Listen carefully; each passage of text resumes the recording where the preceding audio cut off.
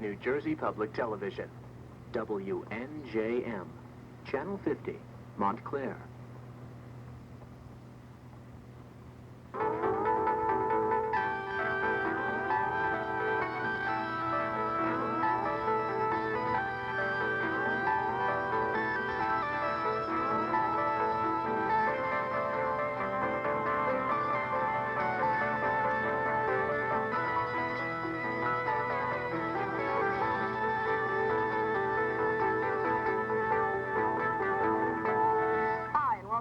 Assignment The World, I'm Ginny Batchelor. This week's top story is about the tragic plane crash in Poland, which killed 14 members of the U.S. amateur boxing team. It was the worst crash in Poland's history. All 87 passengers aboard, including a team of 14 young American boxers, were killed when it crashed outside of Warsaw. The plane was trying to land at the Warsaw airport when, officials believe, it began to have engine trouble. The pilot tried to make an emergency landing south of the airport, but the jet ran out of fuel and first slammed into a wall of an old fortress and then into a 40-foot deep moat. The 14 boxers, some of the top Olympic hopefuls in the U.S., were on their way to matches in 2 Polish cities. In addition to the boxers, there were 14 other Americans on the plane. Polish frogmen worked for days trying to recover bodies trapped under 2 feet of ice in the moat. Polish officials are still trying to determine the exact cause of the crash. 31 years ago this week, March 18, 1949, the North Atlantic Defense Pact was adopted, forming NATO. NATO has served to ally the United States with many of the non-communist European countries. Hunters began the annual slaughter of baby harp seals off the coast of Newfoundland this week. The hunters use clubs to crush the animals' skulls and then sell their hides to fur coat manufacturers. For years, conservationists have tried to stop what is considered to be the largest wild animal slaughter in the world. This year, protesters raced ahead of the hunters to spray dye on some of the seals. The dye is harmless to the animals, but makes their fur worthless to coat manufacturers. The hunters are expected to kill 180,000 seal pups this year. One of the ambassadors being held prisoner by militants in the Dominican Republic's embassy in Bogota, Colombia, made a daring escape on Monday. The ambassador from Uruguay left from the second-floor window of the embassy into a garden, crawled behind parked cars, and ran for his life. The militants, who are still holding about 32 hostages, including the American ambassador, want a $50 million ransom and the release of 28 political prisoners. So far, the Colombian government has refused to meet the militants' demands. Meanwhile, it looks like the 50 American hostages in Iran, now in their 138th day of captivity, will probably not be released before May. The latest delay in negotiations is due to the recent parliamentary elections. A new parliament was supposed to be elected this week, but President Bani Sadr thinks the elections were rigged and a new election may be necessary. The Ayatollah Khomeini has ruled the new parliament will decide whether the hostages will be freed.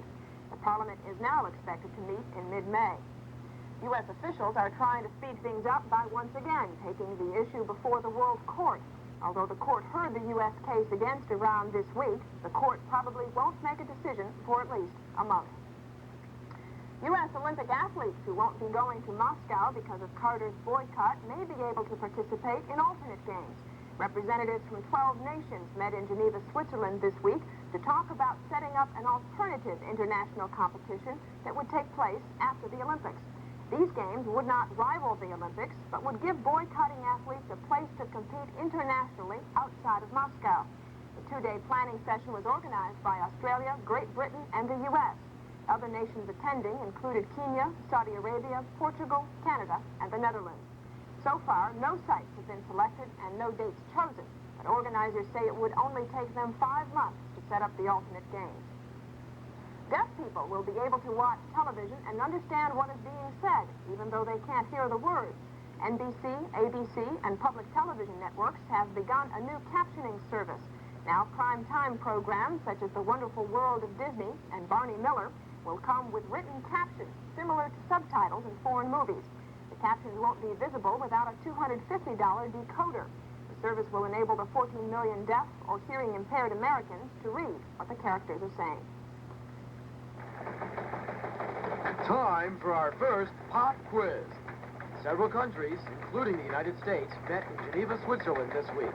They met to help Olympic athletes in countries boycotting the Summer Games by setting up More boycotts. A new Olympic site. Alternate games. And the correct answer is number 3, alternate games. Now here are the answers to last week's clues.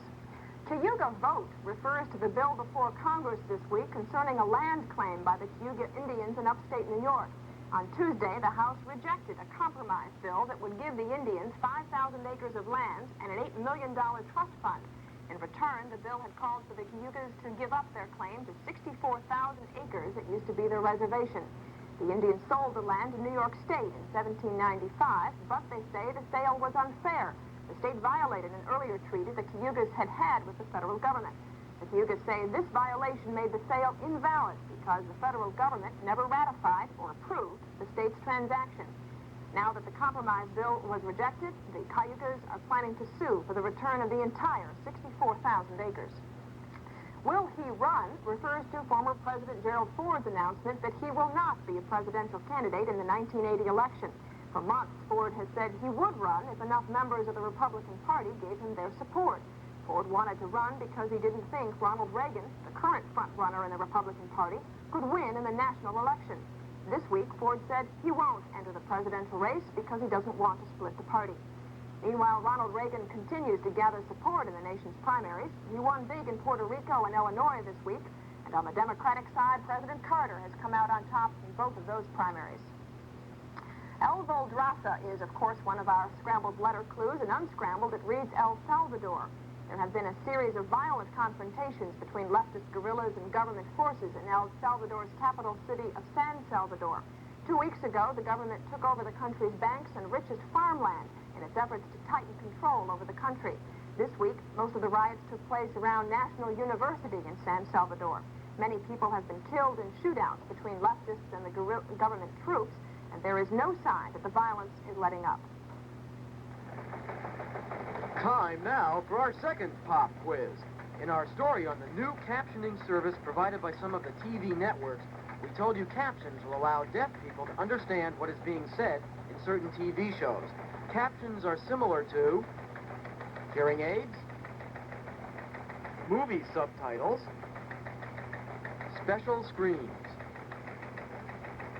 And the correct answer is number 2, movie subtitles. Regardless of the time of year, Americans are always in search of new recreational activities. Well, sometimes this search for exercise turns up some rather unusual sports. It looks like a combination of hockey and shuffleboard, but actually this sport is called curling. Besides ice, all you need are, you guessed it, brooms and round discs called stones. 2 teams play, each taking turns throwing the stone towards the target at the other end of the alley. The object of the game is to get your stones, your team stones, as closer to the center of the target as you can, while also denying your opponent a place in the center of the target. The game is called curling because the stone really curls, or turns in the direction that the stone's handle is turned when it's tossed. After the initial throw, which expert curlers say is the hardest part of the game, the team captain, called the skip, shouts directions to the sweepers, who control the speed of the stone. They sweep in order to make the stone go a little bit further than it would go without being swept, and to straighten out the curl. It's scored like baseball. There are 8 innings, and the team with the most number of stones closest to the middle of the target wins. You may think this is a new sport. Actually, it's been played in places like Scotland for hundreds of years, but it's just beginning to catch on in the U.S. Anybody can play it. We've got youngsters here that are 12 years old. We've got people here that are quite old, even older than I am. But they all have a great time playing it. Players say curling is an easy sport to learn. The main thing for beginners is getting used to running on ice. For Assignment The World, I'm Lisa Rudolph. 21 years ago this week, March 18th, 1959, Hawaii was admitted to the Union, becoming the 50th state. It's also the only state outside of North America. In our story on the baby harp seal slaughter, we told you fur hunters annually slaughter thousands of seal pups off the coast of Newfoundland. For years, conservationists have tried to pass a law making it illegal to kill these animals. For the people on St. John's Island, the money they make selling seal coats is their major source of income. Other people have to kill animals to stay alive. 2 weeks ago, we learned Japanese fishermen have killed dolphins that threaten to eat up all the fish in the area, and Eskimos kill whales to survive. In each of these cases, the hunters justify killing the animals because that's how they make their living. Others say the hunters are brutally killing animals for things that aren't really important, such as fur coats, and that the hunters can find other ways besides killing animals to make a living. Well, what do you think? Is it wrong to kill animals under any circumstances? Or are there valid economic reasons for killing animals in some cases? Write and let us know what you think. We want to hear from each one of you. Our mailbag is still overflowing with more letters from our viewers on our issue of 3 weeks ago on selling junk food in schools. Among the most impressive pieces of mail were these 2 giant lists of reasons sent in by viewers from Springfield Township School in Johnstown, New Jersey. We want to thank those viewers and all the others who took time to write in. On our issue of 2 weeks ago on whether public employees should be allowed to strike, we received some 500 letters. In one of our closest issues ever, 48.1% said that public employees should be allowed to strike, while 47.7% said that a public employee strike should be illegal. 4.2% of the letters were undecided. One of the letters that best expressed the side in favor of strikes came from Karen Finale. If their working conditions aren't good, they shouldn't have to put up with it every day. Besides, a strike may be the only way an employer would listen. And one of our West Coast viewers, Karina Wong, feels that public employees should have the right to strike, but should have enough sense not to. On the negative side of the issue, most of the letters believed that public safety was more important than personal gain, and that public workers have responsibilities that go with their jobs. As Michael Atkinson writes, when they took on the career of firemen, policemen, etc., they knew what to expect. If they did strike, who would stop fires and criminals? They should resolve their problems in a way other than strikes. We still need more letters from you viewers on our issue of last week on what items should be trimmed from President Carter's 1981 budget, as well as on our question of this week on whether it is wrong to kill animals for economic survival. Send your letters to Assignment The World, Post Office Box 21, Rochester, New York, 14601. And now here are the clues for next week's show. Leaky Anniversary. That's Leaky Anniversary. And our second clue for next week is a toughie. Elvron Nixuck. Of course, one of our scrambled letter cues, ELVRANNIXOQUE, a challenge. And third clue for next week is Court Showdown. Court Showdown. These are clues for events we think will happen in the coming week. Good luck. And now it's time for our last pop quiz. In our story on the Cayuga Indians' land claim, we told you that the Indians say that 64,000 acres of land in upstate New York is theirs, even though they sold it to New York in 1789. The Cayugas say that the federal government forgot to ratify the sale. Ratify means approve, negotiate, claim. And the correct answer is number 1, approve. Parents always complain that there's too much violence on television, but this spring there's going to be a new show that will solve the problem. It's called The Wonderful World of Strawberry Shortcake, where mountains are made of ice cream and streams are soda pop. The show does have a villain called the Peculiar Purple Pieman of Porcupine Peak, but his way of hurting the good guys is by giving them heartburn of feeding them too many pies. Well, that's our show for this week. From all of us here at Assignment The World, I'm Ginny Batchelor. We'll see you next week.